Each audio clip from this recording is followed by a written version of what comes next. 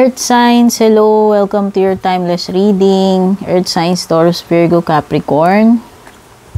Kung kailan nyo ito mapanood or makita, kumbaga doon pa lang pwedeng magsimula, mag-effect itong ating reading. So, Taurus, Virgo, Capricorn, kung bago kayo dito, don't forget to subscribe sa aking YouTube and also don't forget to like and follow my Facebook page. Anything na may kinalaman sa personal reading services, mag-message directly po kayo sa aking Facebook page kasi hindi po ako nagre-respond sa mga comments lang, okay? Ano muna yung overall energy ninyo ngayon? Earth signs, you are protected by angels. You are cherished by the angels. Wow! Ikaw ay gwardyado, protektado, and guided ng iyong mga angels, no? Earth signs, Taurus, Virgo, Capricorn. So, ikaw ay gagabayan nila at poprotektahan nila kung ano man yung gagawin mo.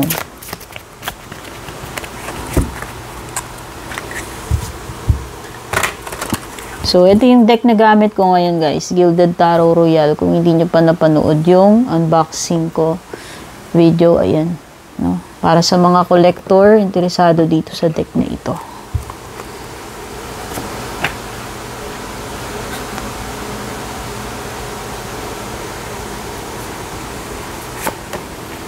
Oh, hindi ko alam if you're suffering from depression, earth signs, or meron kayong mga bagay dito na wino-worry, or fears, no? Pero yun na nga, sabi nga ng angels mo, you are protected by them, kaya huwag kang matakot, no? Ang importante lang andoon yung faith mo and yung na nagdadasal ka sa kanila, humihingi ka ng protection and guidance. Hindi na-acknowledge mo yung iyong mga angels, yun man yung importante. Okay, so sa mga panahon na ikaw ay very low or nakakaranas ng mga matitinding hamon, challenges sa buhay mo, nakakaranas ng mga kalungkutan, fears, yan nga, andito sila. No, pwedeng hindi mo sila nafi-feel, pwedeng hindi mo sila nakikita, nandiyan ang presence nila, andyan sila to protect and to guide you. So, minsan yung mga angels natin, sabi nila ha, hindi ko alam gaano katotoo.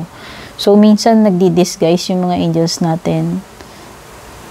No, hindi natin alam na yung taong yun nakakausap natin or loved one natin disguised as an angel. Hindi natin alam, sinasabi ko lang yun, wala akong ano doon, pruweba. No, baka kasi mabash ako. Pero yun na nga. No, angels among us, no? Ay ako naniniwala din ako na kumbaga itong mga angels natin ay nandito sila sa lugar natin. No, malay mo yung mga ibang doctors diyan na very pure ang puso nila na manggamot, na hindi sila mukhang pera. Malay mo, angel in disguise sila. Malay mo yung tao na umalalay sa iyo, muntik ka nang mahulog sa jeep. Angel pala yun, di ba?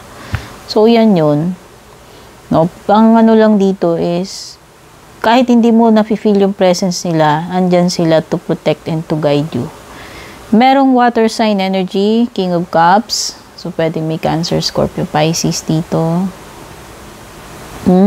Meron talagang, this is all about your feelings. No, sinasalamin dito yung mga nararamdaman mo, yung emotions mo about something. Hindi ko alam, meron ka bang, yun nga, tinatanong ko kung may current ka bang pinagdadaanan ngayon, earth signs, no? Para ganyan yung mga cards mo. So, these are the things or people na pinahahalagahan mo. Tinitreasure mo sa puso mo, yun yung nafe-feel ko sa King of Cups. Napaka special nitong tao na to or kung ano man tong tinutukoy na to ng King of Cups para sa iyo. More than anything, kumbaga yan yung pinakamahalaga para sa iyo. And hindi ko alam ba why you are being fearful or worrying, no? So, hindi ko alam, meron bang something na na-endanger dito? Like relationship, no? Kasi syempre, napaka-special sa iyo niyan. Or anything, kahit hindi relationship, ano? Nakakita rin ako dito ng fear, again, with the Eight of Swords. Fear, ikaw ang gumagawa nitong, prison mo dito. This is more on your, mindset, kung paano ka mag-isip, earth signs. No, na feeling mo you are too weak or incapable of letting yourself free. When in fact, no, meron kang way out of this situation. Hindi ka totally helpless dito. Pwedeng lang yun. Yun yung illusion mo sa sarili mo or yun yung misconception mo about yourself. No? Do not ever think na you are powerless. Actually, powerful ka kasi lahat ng nang gusto mong mangyari ay posible kung ikaw ay naniniwala na kaya mong gawin yun. So, ayan. So, meron ka kasi ditong situation na parang natali ka. And ngayon, parang ka na-trap dyan. Hirap ka nang kumawala, Feeling helpless. Six of Pentacles. O, pwedeng may mare-receive kayo, Di ko alam kung ano to. Giving or receiving.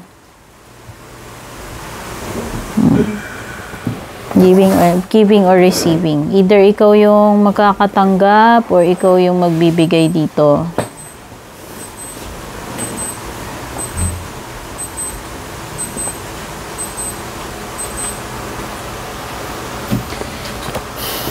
Pera, possible, yung iba sa inyo dito, pera yung matatanggap, no? May magbabayad ba sa inyo? Ayan. May magbibigay, hindi ko alam, assistance ba yan? Or magbabalik nung hiniram na pera? Meron kang Nine of Cups. Okay, ang nafe-feel ko sa Nine of Cups and Six of Pentacles mo is magiging very happy ka at ikaw ay magiging generous na mamigay. O, kasi feeling mo kumpleto ka and gusto mong i-share itong abundance, itong mga blessings mo. Kung nakikita ko dito, magbibigay ka. I-share mo ito kung ano man itong mga blessings na meron ka. Material man yan, pera o kung ano man. No, ibabahagi mo sa iba to. And you have the Hanging Man, which is a card of suspension. Or a change of perspective. So, pwedeng may magbago dito sa pananaw mo about something. No, na parang ikaw ay magigising, matatauhan, may realization. Okay? Marirealize mo na itong gagawin mo is para sa ikabubuti mo. Para sa ikabubuti mo or sa ikabubuti ninyo. Yun yung napipick up ko dito sa Hangman. This is, kumbaga, dakilang sakripisyo. No? Meron kang parang matututunang lesson dito. Meron kang marirealize dahil dito sa mga nangyayari na ito, mababago yung pananaw mo sa mga bagay-bagay. Okay? So, itong ginawa mong sacrifice, if ever na may sinacrifice ka dito, hindi yan masasayang. Kasi may valuable lesson ka na matututunan dyan Okay? So, tignan na natin closing message, advice para sa inyo earth signs.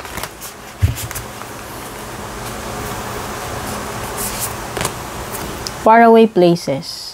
Get ready for new horizons. Wow! So, may mga opportunities na naghihintay sa iyo. At mukhang may element ito ng expansion sa ibang lugar. So, yung mga iba sa inyo, nagpaplano kayong mag-abroad. No? Mag-expand ng opportunity sa ibang lugar, company, ito na yun. Okay? pwedeng sa abroad. Ayan. Get ready kasi may mga paparating sa iyong opportunity. Marami kang pwedeng i-explore. Okay, Taurus, Virgo, Capricorn, Earth signs. Ito yung reading ninyo. Don't forget to like and share. Take care and God bless.